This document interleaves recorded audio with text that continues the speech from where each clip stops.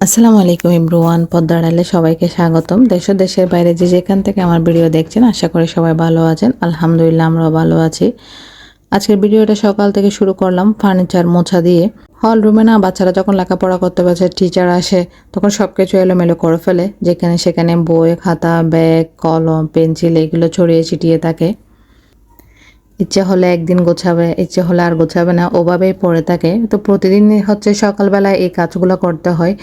বই খাতা সব গুছিয়ে ও টেবিলে রেখে আসা, টেবিলটা বোর্ডে রাখা, চেয়ার গোছানো, সেই সাথে সোফাগুলো ক্লিন করা। একদিন পর পরও ফার্নিচারগুলোকে ভালো করে মুছে নিতে হয়। কিছুদিন পর পর এগুলো করা দরকার, নয়তো ধুলার সাথে সাথে না মনটাও ভারী হয়ে যায়। আমি টেবিলটা বোর্ডে এক সাইডে রেখে দিচ্ছি, সেই সাথে সোফাগুলো ভালো করে ঝেড়ে নিচ্ছি। এই সোফাগুলোর উপর না পুরা দিন দখল যায়, কারণ বাচ্চারা সব সময় এখানে এসে বসে আড্ডা দেয়। ওরা তিনও ভাই বোন সকাল টাইমে স্কুল থেকে এসে বিকালে মানে যখনই সময় পায় এখানে এসে যাবে, এখানে বসে টিভি দেখবে, কথা বলবে ওরা। যার কারণে ডেলি এগুলো একটু ঝাড়ু দিতে হয়, ভালো করে মুছেও নিতে হয়। আর ধুলাবালি তো আছে ডেলি মোছার পরও অনেক। আসলে সংসারটাকে গোছানো পরিপাটি রাখতে হলে না অনেক পরিশ্রম করতে হয় এই সংসারের পিছনে। মা কখনো ক্লান্ত হতে পারে না, কারণ মা যখন ক্লান্ত হয়ে যায় না, কাজে মন বসে না, তখন একটা সংসার বলেন, একটা ঘর বলেন, পরিবার বলেন, সব কিছু এলোমেলো হয়ে থাকে। গাদিগুলোও ভালো করে ঝেড়ে নিচ্ছি, ঝেড়ে আবার ঠিকঠাকভাবে সব কিছু রেখে দেবো এবং শুকনা কাপড় দিয়ে ভালো করে মুছেও ফেলবো ফাঁকে ফাঁকে। এই সুপার সাইডের এই জায়গাগুলোতে না অনেক ধুলাবালি জমে থাকে ডেইলি মোছার পরও। ডেইলি এভাবে শুকনা কাপড় দিয়ে মুছে নিই আমি।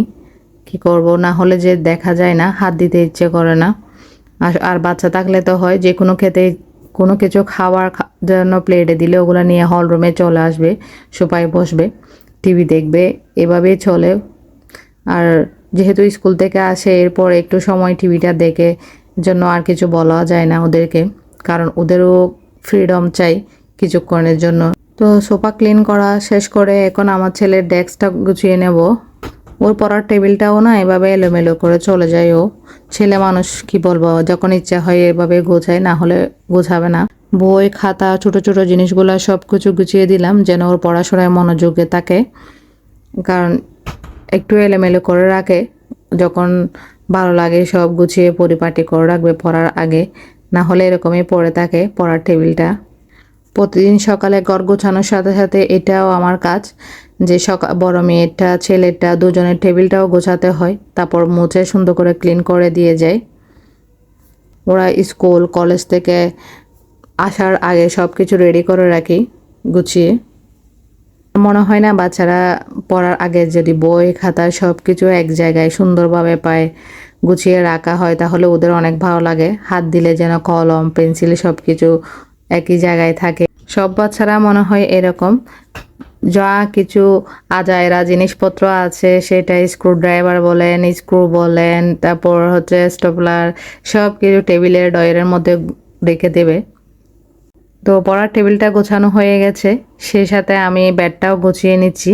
এটা হচ্ছে আমার ছোট বাবুর জন্য রেডি করতেছি। মাশাআল্লাহ, আলহামদুলিল্লাহ, ও হচ্ছে এখন বয়স 8 মাস, ও বসতে পারে, একটু একটু হামাগুড়িও দিতে চাই। যার কারণে ব্যাডটা নিচে রেডি করেছি ওর জন্য, যেন পড়ে না যায়, পড়ে গেলেও ব্যথা না পায়। ও হচ্ছে পোড়া ঘরের রাজা। ওর জন্য নিজের বিছানাটা একটু আরামদায়ক করে সাজিয়ে দিলাম, যেন খেলতে খেলতে আরাম করে বসে থাকতে পারে। আজকের ভিডিওতে আমি একটু শেয়ার করব আমি কিভাবে ওদেরকে শেয়ারিংগুলো শিখাই। ছোটো ছেলেটা এখনও ছোটো হলেও বড় ভাইয়ের খেলনার প্রতি খুবই কৌতূহল, তাই আমি চেষ্টা করি ওদের থেকে শেখাতে। শেয়ারিং করা মানে ভালোবাসা, এটা সহজ না, কিন্তু ছোটো ছোটো ধাপে এই শেখাটাও প্যারেন্টিংয়ের একটা মজার অংশ। ব্যাগটা গোছানো হয়ে গেছে, শপিং থেকে কী কাপড় নিয়ে এসেছে এটা আপনাদের সাথে শেয়ার করব।